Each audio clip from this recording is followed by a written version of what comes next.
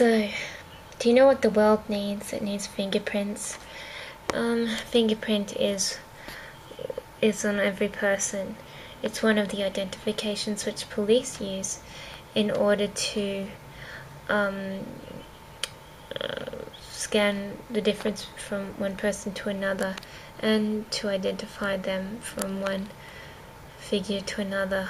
In war, identification was used to figure out one person from another. So when the bombs had blasted and there were only fragments of human remains, then they were able to send the right body parts home. Same with injured soldiers. But this sort of identification is missing in the human world. If there are two people looking like one another and one has the evil gene and the other has the light, godly gene, let's say the evil gene sees this person and wants to abduct their family, what they do is they just somehow get rid of this person, and then they go up to the person's house and walk inside and pretend they're them. And you don't think it happens, it sounds surreal, but it really does happen. It's more than just identity theft, it's total family abduction, and it can happen with anything. Actors do it all the time.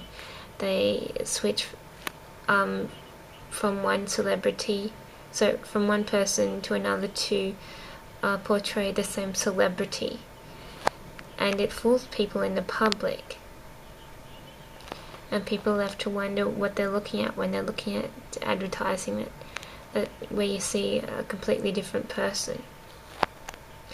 However, in the real world, it's very easy to get away with. And kids see the face of this person and they think it's that person when they open the door.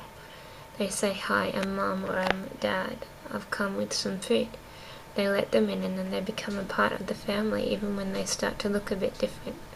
And that's because they have no way of deciphering if they really are Mom or Dad.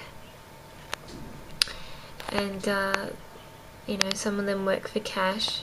They try to avoid taxes. Or some of them work secretly under the other name. And some of them find out this other person's name and change their name to their name so that they're doing everything legally. It sounds like a little bit of a spooky situation and that it's a little too much trouble for anyone to actually do. But people do it.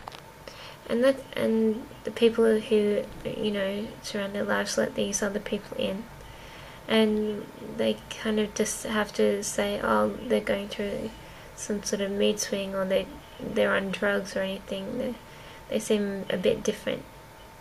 And sometimes they are completely different. And what everyone needs is some sort of identification. Say, even just like an iPad, that they use it like as a person uses a doorbell that is able to scan the fingerprint and tell the iPad on the other side of the door who it is or who should be there. But there's no way of any singular person in society being able to decipher one person to another. And some people, work for the same organizations, and some of them are media run, and this means that they're up to hiring almost anyone. And sometimes they hire the body double if they find that they're a little bit different.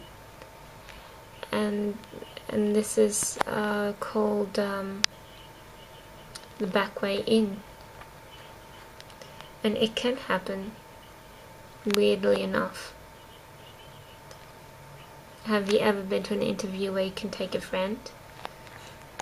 And then if you both get hired, then you can go in to work together.